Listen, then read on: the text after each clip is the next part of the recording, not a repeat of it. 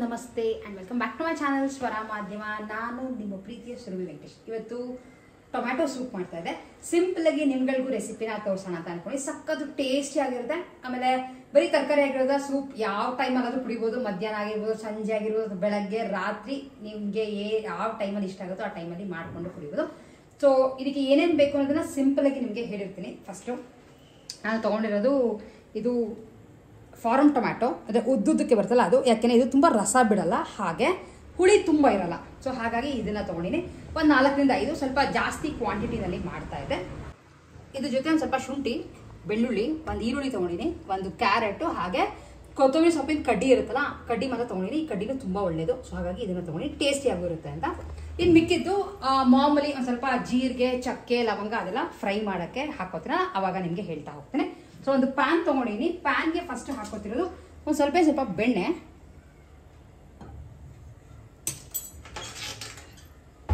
ಇದ್ರ ಜೊತೆ 1 table spoon ಅಷ್ಟು ಎಣ್ಣೆ. ಸೊ ಎಣ್ಣೆ ಹಾಗೆ ಬೆಣ್ಣೆ ಸ್ವಲ್ಪ ಕಾದಿದೆ. ಇದಕ್ಕೆ ಒಂದು ಸ್ವಲ್ಪ ಜೀರಿಗೆ, ಹಾಗೆ 1 ಪೀಸಷ್ಟು ಅನೈಸ್,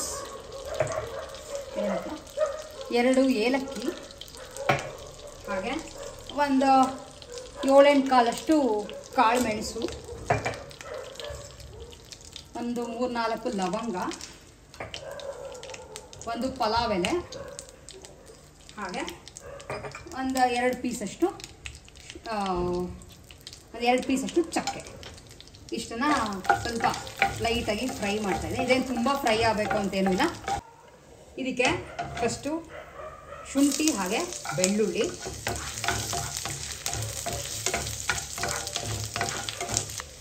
ಇದಾದಮೇಲೆ ಈರುಳ್ಳಿ,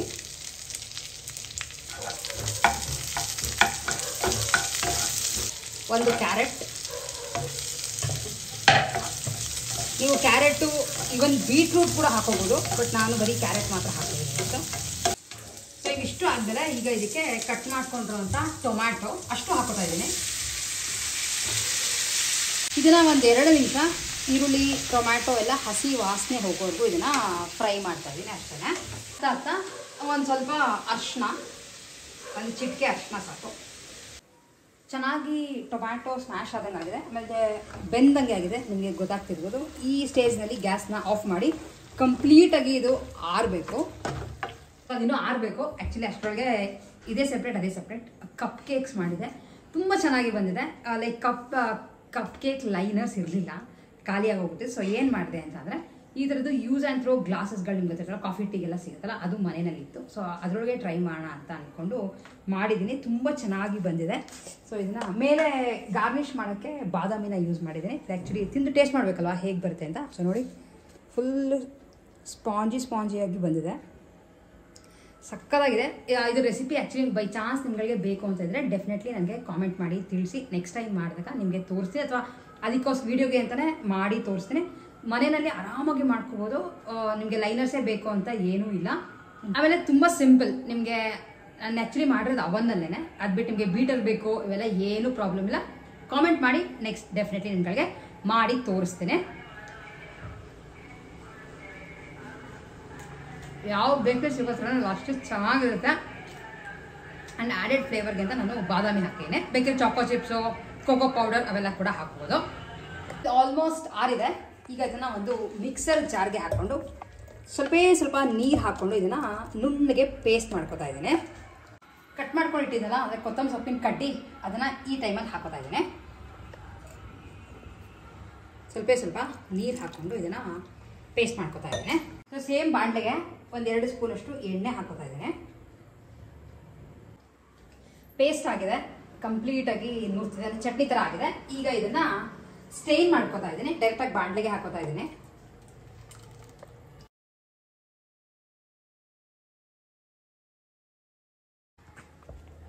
ಸ್ವಲ್ಪ ನೀರು ಹಾಕ್ಕೊಂಡು ಕನ್ಸಿಸ್ಟೆನ್ಸಿನ ಅಡ್ಜಸ್ಟ್ ಮಾಡಿಕೊಂಡ್ರೆ ತುಂಬ ಗಟ್ಟಿ ಪಲ್ಪ್ ಬರುತ್ತಲ್ಲ. ಸೊ ಹಾಗಾಗಿ ಮಿಕ್ಸಿ ತೊಳೆದಿದ್ದ ನೀರನ್ನೆಲ್ಲ ಹಾಕ್ಕೊಂಡು ಇದನ್ನು ಕ್ಲೀನಾಗಿ ಈ ಥರ ಸ್ಟೇನ್ ಮಾಡ್ತಾ ಇದೆ.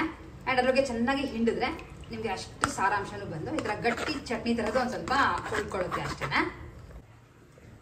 ಲೈಕ್ ಸೂಪ್ ಕನ್ಸಿಸ್ಟೆನ್ಸಿ, ಕುಡಿಯೋ ಥರ ಕನ್ಸಿಸ್ಟೆನ್ಸಿಗೆ ಬಂದಿದೆ. ಒಂದು ಸ್ಪೂನಷ್ಟು ಕಾರ್ನ್ಫ್ಲೋರ್ನ ತೊಗೊಂಡಿನಿ. ಒಂದು ಬಟ್ಲಲ್ಲಿ ಕಾರ್ನ್ಫ್ಲೋರ್ ತೊಗೊಂಡು ಸ್ವಲ್ಪ ನೀರು ಹಾಕ್ಕೊಂಡು ಒಂದು ಸ್ಲರಿ ಥರ ಮಾಡ್ಕೋತಾ ಇದೆ. ಯಾಕೆ ಅಂತಂದರೆ ಒಂಚೂರು ಗಟ್ಟಿ ಬಂದರೆ ಟೇಸ್ಟ್ ಚೆನ್ನಾಗಿರುತ್ತೆ ಅಂತ. ಸೊ ಇದನ್ನು ಟೊಮ್ಯಾಟೊ ಸೂಪ್ಗೆ ಹಾಕೋತಾ ಇದೆ. ಇನ್ನೂ ಕುದಿ ಬಂದಿಲ್ಲ. ಇದಕ್ಕೆ ರುಚಿಗೆ ತಕ್ಕಷ್ಟು ಕಲ್ಲುಪ್ಪು, ಒಂದು ಸ್ವಲ್ಪ ಪೆಪ್ಪರ್ ಪೌಡರ್, ಸ್ವಲ್ಪ ಸಾಕು. ಮಿಕ್ಸ್ ಮಾಡೋಕ್ಕೆ ಸ್ವಲ್ಪ ಸಕ್ಕರೆ, ಇದು ಪುಡಿ ಸಕ್ಕರೆ ಅಷ್ಟೇ, ಪುಡಿ ಸಕ್ಕರೆ ಇತ್ತು ಅಂತ ಅದನ್ನು ಹಾಕ್ತಾ ಇದೆ. ಫೈನಲಿ ಖಾರಕ್ಕೆ ಒಂದು ಸ್ವಲ್ಪ ಚಿಲ್ಲಿ ಪೌಡರ್, ಮನೇಲೇ ಮಾಡ್ಕೊಂಡಿರೋಂಥ ರೆಡ್ ಚಿಲ್ಲಿ ಪೌಡರ್ನ ಹಾಕ್ತಾನೆ. ಖಾರ ನೋಡಿಕೊಂಡು ಎಷ್ಟು ಬೇಕೋ ಅಷ್ಟು ಹಾಕೋಬೋದು.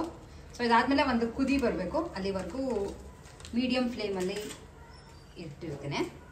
ಸೊ ಚೆನ್ನಾಗಿ ಕುದಿ ಬಂದಿದೆ, ಕುದೀತಾ ಇದೆ ಆ್ಯಂಡ್ ರೆಡಿ ಆಗಿದೆ. ಈ ಟೈಮಲ್ಲಿ ಒಂಚೂರು ಟೇಸ್ಟ್ ಮಾಡಿದೆ, ಬೈ ಚಾನ್ಸ್ ಉಪ್ಪು ಖಾರ ಏನಾದರೂ ಬೇಕಿದ್ರೆ ಹಾಕ್ಕೊಂಡು ರೆಡಿ ಮಾಡ್ಕೋಬೋದು. ಇದ್ರ ಮೇಲೆ ಸರ್ವ್ ಮಾಡ್ಬೇಕಾದ್ರೆ ಕ್ರೀಮ್ ಹಾಕೋದು ಚೆನ್ನಾಗಿರುತ್ತೆ, ಬಟ್ ನಾನು ಕ್ರೀಮ್ ಎಲ್ಲ ಏನೂ ಹಾಕ್ತಿಲ್ಲ. ಜಸ್ಟ್ ಸಿಂಪಲಾಗಿ ಟೇಸ್ಟಿಯಾಗಿ ಹೆಲ್ತಿಯಾಗೂ ಇರಬೇಕು ಅಂತ ಹಾಗೆ ಬಿಡ್ತಾ ಇದ್ದೀನಿ. ಆಮೇಲೆ ಬ್ರೆಡ್ ಬೇಕಿದ್ರೆ ನೀವು ಪೀಸ್ ಮಾಡಿಕೊಂಡು ಅದನ್ನು ಡೀಪ್ ಫ್ರೈ ಮಾಡಿಬಿಟ್ಟು ಇದಕ್ಕೆ ಹಾಕ್ಕೊಂಡ್ರೆ ಸೇಮ್ ರೆಸ್ಟೋರೆಂಟಲ್ಲಿ ಹೇಗಿರುತ್ತೋ ಅದೇ ಥರನೇ ಬರುತ್ತೆ. ಬಟ್ ದಿನ ಕುಡಿಯೋಕ್ಕೆ ಬ್ರೆಡ್ ಎಲ್ಲ ಅಷ್ಟೊಂದು ಸರಿ ಹೋಗಲ್ಲ ಅಂತಿದ್ರೆ ನೀವು ಅದನ್ನು ಸ್ಕಿಪ್ ಮಾಡಿಕೊಂಡು ಇಷ್ಟನ್ನೇ ಮಾಡ್ಕೊಂಡು ಕುಡಿಬೋದು. ಆ್ಯಂಡ್ ಇದ್ರ ಜೊತೆ ಬೇಕಿದ್ರೆ ನೀವು ಕಲರ್ ಇನ್ನೂ ರೆಡಿಶ್ ಆಗಿ ಬರಬೇಕು ಅಂದರೆ ಬೀಟ್ರೂಟ್ನ ಕೂಡ ಆ್ಯಡ್ ಮಾಡ್ಕೋಬೋದು, ಟೇಸ್ಟ್ ಚೆನ್ನಾಗಿರುತ್ತೆ. ಸೊ ನಿಮ್ಗಳಿಗೂ ತೋರಿಸ್ದೆ ಹೇಗೆ ಟೊಮ್ಯಾಟೊ ಸೂಪ್ ಮಾಡೋದು ಅಂತ. ಸಖತ್ ಟೇಸ್ಟಿಯಾಗಿತ್ತು. ಆ್ಯಂಡ್ ಇದನ್ನು ಮಾಡ್ಕೊಂಡು ಹೋಗೋದು ಪಾಟ್ಲಕ್ ಅಂತ ಮಾಡಿದ್ವಿ ಕಸಿನ್ಸ್ ಎಲ್ಲ ಸೇರಿಕೊಂಡು. ಸೊ ಅಲ್ಲಿಗೆ ಮಾಡ್ಕೊಂಡು ತೊಗೊಂಡು ಹೋಗುತ್ತೆ. ಹಾಗಾಗಿ ನಿಮ್ಗಳಿಗೂ ರೆಸಿಪಿ ತೋರಿಸಿದ್ದೀನಿ. ಸೊ ಯಾವುದೇ ಸ್ಪೆಷಲ್ಲಾಗಿ ರೆಸಿಪೀಸ್ ಮಾಡ್ತೀನೋ ಅದನ್ನು ತೋರಿಸ್ತೀನಿ. ಆ್ಯಂಡ್ ನೆಕ್ಸ್ಟ್ ವೀಡಿಯೋದಲ್ಲಿ ನಾವು ನೆಕ್ಸ್ಟ್ ಪಾಟ್ಲಕ್ ಮಾಡ್ಕೊಂಡಾಗ ಈ ಸಲದ ಯಾವುದೂ ವೀಡಿಯೋ ಶೂಟೆಲ್ಲ ಮಾಡ್ಕೊಳ್ಳೋಕ್ಕೆ ಹೋಗಿಲ್ಲ. ಬಟ್ ನೆಕ್ಸ್ಟ್ ಯಾವ್ದಾರ ಪಾಟ್ಲಕ್ ನೆಕ್ಸ್ಟ್ ಮಂತಲ್ಲಿ ಮಾಡಿದಾಗ ಡೆಫಿನೆಟ್ಲಿ ಏನೇನ ಪ್ಲ್ಯಾನ್ ಮಾಡ್ಕೋತೀವಿ, ಅಂದರೆ ಯಾವ್ಯಾವ ಥರ ಡಿಶಸ್ನ ಮಾಡ್ಕೋತೀವಿ ಅಥವಾ ಏನಾದ್ರು ಗೇಮ್ಸ್ ಇದ್ದರೆ ಏನು ಆಟ ಆಡ್ತೀವಿ ಪ್ರತಿಯೊಂದನ್ನು ನಿಮ್ಗಳಿಗೂ ತೋರಿಸಿ. ಆ್ಯಂಡ್ ಸಖತ್ ಎಂಜಾಯ್ ಮಾಡ್ಕೊಂಡು ಬಂದ್ವಿ. ಸೊ ಆ ಎಂಜಾಯ್ಮೆಂಟಲ್ಲಿ ವೀಡಿಯೋ ಎಲ್ಲ ಮಾಡುವಷ್ಟು ಮೂಡು ಪೇಷನ್ಸ್ ಎಲ್ಲ ಏನೂ ಇಲ್ಲ. ಸೊ ಹಾಗಾಗಿ ಏನೂ ಮಾಡಿಲ್ಲ. ಹಾಗೆ ರೀಸೆಂಟಾಗೆ ನಾನು ಡಿ-ಮಾರ್ಟ್ಗೆ ಹೋಗಿದೆ. ಡಿ-ಮಾರ್ಟಲ್ಲಿ ಸ್ವಲ್ಪ ಶಾಪಿಂಗ್ ಮಾಡಬೇಕಿತ್ತು. ಕೆಲವು ಮೇನಾಗಿ ಗ್ಲಾಸ್ ಬಾಟಲ್ಸ್ ಬೇಕಿತ್ತು. ಲೈಕ್ ಏನಾದರೂ ಸ್ಟೋರ್ ಮಾಡ್ಕೊಳ್ಳೋಕ್ಕೆ ನಾನು ಅಲ್ಲಿ ಸಾಕಷ್ಟು ಗ್ಲಾಸ್ ಇಟ್ಕೊಂಡೆ. ಸೊ ಇಲ್ಲೂ ಕೆಲವು ಮೇನ್ ಬೇಸಿಕ್ ಸಾಮಾನುಗಳನ್ನ ಇಟ್ಕೊಳ್ಳೋಕ್ಕೆ ಕೆಲವು ಬಾಟ್ಲುಗಳು ಬೇಕಿತ್ತು. ಆ್ಯಂಡ್ ನಿಮಗೆ ಗೊತ್ತಿದ್ದಂಗೆ ಡಿ-ಮಾರ್ಟಲ್ಲಿ ಇದರ ಬಾಟ್ಲುಗಳು ಸಾಕಷ್ಟು ರೇಟ್ ಕಮ್ಮಿ. ಹಾಗಾಗಿ ನಿಮ್ಗಳಿಗೂ ತೋರಿಸೋಣ ಅಂತ ಅಂದ್ಕೊಂಡೆ. ವಿತ್ ಪ್ರೈಸ್ ಹೇಳ್ತೀನಿ ಏನೇನ ಪರ್ಚೇಸ್ ಮಾಡಿಕೊಂಡು ತೊಗೊಂಡು ಬಂದಿದ್ದೀನಿ ಅಂತ. ಸೊ ಫಸ್ಟ್ ಆ್ಯಕ್ಚುಲಿ ಇದನ್ನು ತುಂಬ ಜನ ಕೇಳ್ತಾ ಇದ್ವಿ. ನಾನು ನಮ್ಮ ಮನೆಯಲ್ಲಿ ಅಂದರೆ ಆ ಮನೆಯಲ್ಲೂ ಇದೇ ಥರದೇ ಕಲೆಕ್ಟ್ ಮಾಡಿ ಇಟ್ಟಿರೋದು. ಪ್ರತಿಯೊಂದಕ್ಕೂ ಇದೇ ಇಟ್ಟಿನಿ. ಗ್ಲಾಸ್ ಆದರೆ ಸುಮಾರು ಫಸ್ಟು ಪ್ಲಾಸ್ಟಿಕ್ ಒಳ್ಳೇದಲ್ಲ ಅಂತ ಪ್ಲಾಸ್ಟಿಕ್ನ ಸ್ಟಾಪ್ ಮಾಡಿದ್ವಿ. ಆ್ಯಂಡ್ ಗ್ಲಾಸಲ್ಲಿ ಹಾಕ್ಬಿಟ್ರೆ ಏನು ಸಾಮಾನು ಒಳಗಡೆ ಇದೆ ಅನ್ನೋದು ಕ್ಲೀನಾಗಿ ಗೊತ್ತಾಗುತ್ತೆ ಅಂತ ಈ ಥರದ್ದು. ಬಟ್ ಸ್ಟಾಕ್ನಲ್ಲಿ ತುಂಬ ಇರಲಿಲ್ಲ. ಒಂದೇ ಒಂದು ಸಿಕ್ತು, ಒಂದಲ್ಲ ಎರಡು ಸಿಕ್ತು. ಸೊ ಎರಡನ್ನ ತೊಗೊಂಡು ಬಂದಿದ್ದೀನಿ. ಇಲ್ಲೇ ಇದೆ, ಕಾಸ್ಟ್ನ ತೆಗೆದಿಲ್ಲ. ಜಸ್ಟ್ 99 ರುಪೀಸ್ನಲ್ಲಿ ಕೊಟ್ಟಿದ್ದು. ಚೆನ್ನಾಗಿದೆ, ಸ್ಕ್ವೇರ್ ಆಗಿದೆ. ಆ್ಯಂಡ್ ಇದು ಪಕ್ಕ ಕ್ಲೀನಾಗಿ ಜೋಡಿಸ್ಕೊಂಡು ಹೋಗ್ಬೋದು. ನನಗೆ ಹೇಳ್ದಂಗೆ ತುಂಬ ಸ್ಟಾಕಲ್ಲಿ ಇರಲಿಲ್ಲ. ಸೊ ಆಡ್ಸ್ಕೊಂಡು ತೊಗೊಂಡು ಬಂದಿದ್ದು. ಇದು ಫಸ್ಟ್ ಪರ್ಚೇಸ್ ಮಾಡಿದಂಥ ಸ್ಕ್ವೇರ್ ಶೇಪ್ನಲ್ಲಿ ಇರುವಂಥ ದೊಡ್ಡದು glass bottle. Around 3/4 kg 1 kg ಅಷ್ಟು ಇದರೊಳಗೆ ಹಿಡಿಸುತ್ತೆ. ಸೊ ಇದಾದಮೇಲೆ ಈ ಥರದ್ದು ಮತ್ತೆ ಸ್ಕ್ವೇರ್ ಬಾಟ್ಲೇನೆ ಚಿಕ್ಕದು, ಅಂದರೆ ಸ್ವಲ್ಪ ಫ್ಲ್ಯಾಟಾಗಿ ಚಿಕ್ಕದಾಗಿದೆ. ನಿಮಗೆ ಗೊತ್ತಾಗ್ತಿರ್ಬೋದು ಸೈಜ್ ಯಾವ ಥರ ಇದೆ ಅಂತ. ಆಮೇಲೆ ಇದೆಲ್ಲ ಮೆಟಲ್ ಮುಚ್ಚಳ, ಯಾವುದು ಪ್ಲಾಸ್ಟಿಕ್ ಅಲ್ಲ. ಇದಕ್ಕೆ ರೇಟ್ ಕೊಟ್ಟಿದ್ದು 59 ರುಪೀಸ್ ಈ ಥರ ಬಾಕ್ಸ್ಗೆ ಕೊಟ್ಟಿದ್ದು. ಈ ಥರದ್ರಲ್ಲಿ ಆ್ಯಕ್ಚುಲಿ 4 ತೊಗೊಂಡು ಬಂದೆ. ಸೊ ಎಲ್ಲ ಒಂದೇ ಥರದ್ದು 59 ರುಪೀಸ್. ಈ ಥರದ್ದು ಸ್ವಲ್ಪ ಸ್ಟಾಕ್ ಇದೆ. ಬೈ ಚಾನ್ಸ್ ನೀವು ಯಾವುದೇ ಡಿ-ಮಾರ್ಟ್ಗೆ ಹೋದ್ರು ಸಿಗ್ಬೋದು ಅಂತ ಅನ್ಕೋತೀನಿ. ಸೊ ಇದಾದಮೇಲೆ ಸ್ವಲ್ಪ ಬಡ್ಜೆಟ್ ಫ್ರೆಂಡ್ಲಿ ಬೇಕಿತ್ತು. ಅಂದರೆ ಈ ಗೋಡಂಬಿ, ದ್ರಾಕ್ಷಿ ಈ ಥರ ಡ್ರೈ ಫ್ರೂಟ್ಸು ಅಥವಾ ಲವಂಗ, ಚಕ್ಕೆ ಎಲ್ಲ ಹಾಕೊಳ್ಳೋಕ್ಕೆ ಬೇಕಿತ್ತು ಅಂತ ಈ ಥರದೊಂದು ಚಿಕ್ಕದು ತೊಗೊಂಡು ಬಂದೆ. ಇದರದ್ದು ಕಾಸ್ಟ್ ಹಾಕಿದ್ದಾರೆ ನನಗೆ 49 ರುಪೀಸ್. ಚಿಕ್ಕದಾಗಿದೆ. ಇದ್ರೊಳಗೆ ಬೇಕಿದ್ರೆ ನಿಮಗೆ ಪ್ಲಾಸ್ಟಿಕ್ ಮುಚ್ಚಳ ಇರೋದು ಬರುತ್ತೆ. ಪ್ಲಾಸ್ಟಿಕ್ ಮುಚ್ಚಳ ತೊಗೊಂಡ್ರೆ ಇನ್ನೊಂದು 10 ರುಪೀಸ್ ಅಷ್ಟು ನಿಮಗೆ ಕಮ್ಮಿ ಕೂಡ ಆಗ್ಬೋದು. ಸೊ ಈ ಥರ ಇದೆ. ಹಾಗೆ ಇದಾದಮೇಲೆ ಈ ಥರದ್ದು ಒಂದು ತೊಗೊಂಡು ಬಂದೆ. ಆ್ಯಕ್ಚುಲಿ ಇದ್ರೊಳಗೆ ಹಾಕಿಟ್ಬಿಟ್ಟಿದ್ದೀನಿ. ಕಡಲೆಕಾಯಿ ಬೀಜ ಹಾಕೋಣ ಅಂತ ತೊಗೊಂಡ್ಬಂದೆ. ಶೇಪ್ ತುಂಬ ಚೆನ್ನಾಗಿದೆ. ಈ ಥರ ಶೇಪ್ನಲ್ಲಿ ಬರುತ್ತೆ, ನಿಮಗೆ ಕಾಣಿಸ್ತಿರ್ಬೋದು. ಈ ಥರದ್ದು 4 ತೊಗೊಂಡು ಬಂದೆ. ಆ್ಯಂಡ್ ಇದಕ್ಕೆ ಮತ್ತೆ ಕೊಟ್ಟಿದ್ದು 59 ರುಪೀಸ್. 4 ಒಂದೇ ಥರ ಇರುತ್ತಲ್ವ ಅಂತ ತೊಗೊಂಡು ಬಂದು. ಆ್ಯಂಡ್ ಈ ಗ್ಲಾಸಲ್ಲಿ ಕೆಲವು ಉಪ್ಪಿನಕಾಯಿ ಈ ಥರದ್ದೆಲ್ಲ ಹಾಕಿಟ್ಕೊಳ್ಳೋಕ್ಕೂ ಚೆನ್ನಾಗಿರುತ್ತೆ ಅಂತ ಇದನ್ನು ತೊಗೊಂಡು ಬಂದೆ. ಈ ಥರದ್ದು 4 ತೊಗೊಂಡು ಬಂದಿದ್ದೀನಿ, 4 ಬಾಟಲ್. ಆ್ಯಂಡ್ ಫೈನಲಿ ಅಂದರೆ ನೆಕ್ಸ್ಟ್ ಇಷ್ಟ ಆಗಿದ್ದು ಈ ಥರ ಗ್ಲಾಸ್ದು ಇಷ್ಟ ಆಯಿತು. ಪುಟಾಣಿದು ಲೈಕ್ ಏಲಕ್ಕಿ ಪುಡಿ ಅಥವಾ ಕೇಸರಿ ಈ ಥರದ್ದೆಲ್ಲ ಹಾಕೊಳ್ಳೋಕೆ ಚೆನ್ನಾಗಿರುತ್ತೆ ಅಂತ ಈ ಥರ ಚಿಕ್ಕ ತೊಗೊಂಡು ಬಂದರು. ಆ್ಯಂಡ್ ಇದು ಚಕ್ಸದಲ್ಲಿರ್ತ ಮುಚ್ಚಲ ಸ್ವಲ್ಪ ಡಿಫ್ರೆಂಟ್ ಆಗಿರುತ್ತೆ ಅಂತ ಈ ಥರದ್ದು ಕೂಡ 4 ತೊಗೊಂಡು ಬಂದಿದ್ದೀನಿ. 13 ರೂಪಾಯಿ ಒಂದಕ್ಕೆ. ಇದು ಫ್ರಿಜ್ಜಲ್ಲಿ ಇಡೋಕ್ಕೆ ತುಂಬ ಚೆನ್ನಾಗಿರುತ್ತೆ. ಸೊ ಈ ಥರ ಇದೆ, ಚೆನ್ನಾಗಿರೋದು ಇಟ್ಟಿದ್ದಾರೆ. ರೇಟ್ ವೈಸ್ ನಿಮಗೆ ಗೊತ್ತಿರುತ್ತೆ. ಆ್ಯಕ್ಚುಲಿ ಡಿ ಮಾರ್ಟಲ್ಲಿ ಸ್ವಲ್ಪ ರೇಟ್ಗಳು ಕಮ್ಮಿ ಇದೆ ಅಂತ. ಸೊ ಇಷ್ಟ್ರ ಜೊತೆ ಈ ಥರದ್ದು ಟವಲ್ಸ್ನ ತೊಗೊಂಡು ಬಂದೆ. ಸಾಫ್ಟಾಗಿದೆ, ಸ್ವಲ್ಪ ಕಾಸ್ಟ್ಲಿ ಅಂತ ಅನಿಸುತ್ತೆ. ಇದಕ್ಕೆ 49 ರುಪೀಸ್, ಸಾರಿ 59 ರುಪೀಸ್ ಇಲ್ಲಿ ಮೇಲೆ ಹಾಕಿದ್ದಾರೆ. 4 ಇದೆ. ಇದರಲ್ಲಿ ಕೈ ಒರೆಸ್ಕೊಳ್ಳೋಕ್ಕೆ ಎಲ್ಲದಕ್ಕೂ ಬೇಕು ಅಂತ ಅಂದ್ಬಿಟ್ಟು ಈ ಥರದನ್ನ 4 ತೊಗೊಂಡು ಬಂದಿದ್ದು. ಚೆನ್ನಾಗಿದೆ. ಸೊ ಬೇಕಿದ್ರೆ ಆ್ಯಕ್ಚುಲಿ ನನಗೆ ಅನ್ಸೋ ಪ್ರಕಾರ ಡಿ ಮಾರ್ಟ್ನಲ್ಲಿ ರೇಟ್ಗಳು ಕಂಪ್ಯಾರಿಟಿವ್ಲಿ ಕಮ್ಮಿ ಇದೆ. ಲೈಕ್ ನೀವು ಹೋಲ್ಸೇಲಲ್ಲಿ ತೊಗೊತೀರಾ ಅಥವಾ ಒಂದೊಂದು ತೊಗೊತೀರಾ ಅಂದ್ರೂ ಪರವಾಗಿಲ್ಲ, ಕಮ್ಮಿ ಇದೆ ಅಂತ ನನಗನ್ನಿಸ್ತು. ಸೊ ನೀವುಗಳೇನಾದರೂ ಬೇಕಿದ್ರೆ ಈ ಥರದನ್ನ ನೀವು ಕೂಡ ಹೋಗಿ ಪರ್ಚೇಸ್ ಮಾಡಿಕೊಂಡು ಬರಬಹುದು. ಸೊ ಇಷ್ಟು ಬಿಟ್ಟರೆ ಡಿ ಮಾರ್ಟ್ನಲ್ಲಿ ನಿಮ್ಗಳಿಗೆ ಗೊತ್ತೇ ಇರುತ್ತೆ, ನಾರ್ಮಲ್ ಆಗಿ ಸಾಕಷ್ಟು ಸಿಗುತ್ತೆ ಅಂತ. ಆ್ಯಂಡ್ ಹಾಗೆ ಅಲ್ಲಿ ನಿಮ್ಗೊಂದು ಸ್ಟ್ಯಾಂಡ್ ಕಾಣಿಸ್ತಾ ಇರ್ಬೋದು, ತಟ್ಟೆ ಸ್ಟ್ಯಾಂಡ್, ಅದನ್ನು ಕೂಡ ಅಲ್ಲೇ ತೊಗೊಂಡು ಬಂದಿದ್ದು. ಚೆನ್ನಾಗಿದೆ. ಲೈಕ್ 8 ತಟ್ಟೆನೂ ನಾವು ಹಾಕೋಬೋದು. ಕ್ಲೀನಾಗಿ ಇಟ್ಕೊಳ್ಳೋಕ್ಕೆ ಚೆನ್ನಾಗಿದೆ ಅಂತ. ಸೊ ಲೈಕ್ ಇಲ್ಲಿ ಇಂಟೀರಿಯರ್ ಮಾಡಿಸೋವರೆಗೂ ಇರಲಿ ಅಂದ್ಬಿಟ್ಟು ಅದನ್ನು ಒಂದು ತೊಗೊಂಡು ಬಂದು ಅಲ್ಲಿ ಕ್ಲೀನಾಗಿ ಪ್ಲೇಟ್ ಸ್ಟ್ಯಾಂಡ್ ಥರ ಮಾಡಿಕೊಂಡು ಮೇಲೆ ಇಟ್ಟಿದ್ದೇನೆ.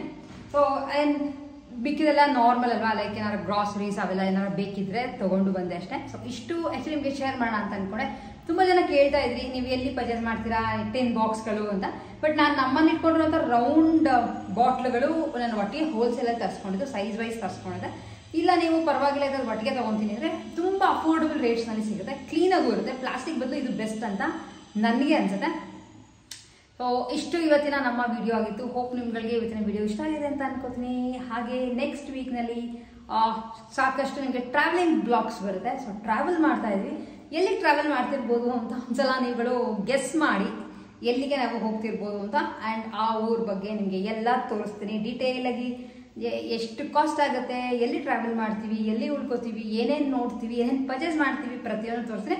ಲೈಕ್ ಕಾಮೆಂಟ್ ಮಾಡಿ ಸುಮ್ಮನೆ ನೋಡೋಣ ನಾವು ಎಲ್ಲಿ ಟ್ರಾವೆಲ್ ಮಾಡ್ತಿರ್ಬೋದು ಅಂತ ನನಗೆ ಗೆಸ್ ಮಾಡಿ ಹೇಳೋದನ್ನ ಮಿಸ್ ಮಾಡಿಬಿಡಿ. ನೆಕ್ಸ್ಟ್ ವಿಡಿಯೋಲಿ ಮತ್ತೆ ನಿಮ್ಮೆಲ್ಲರೂ ಮೀಟ್ ಮಾಡ್ತೀನಿ. ಸಬ್ಸ್ಕ್ರೈಬ್ ಮಾಡೋದನ್ನ ಖಂಡಿತ ಮಿಸ್ ಮಾಡಿಬಿಡಿ. ಸಿಗೋಣ ನೆಕ್ಸ್ಟ್ ವಿಡಿಯೋಲಿ. ಅಲ್ಲಿವರೆಗೂ take care and bye bye.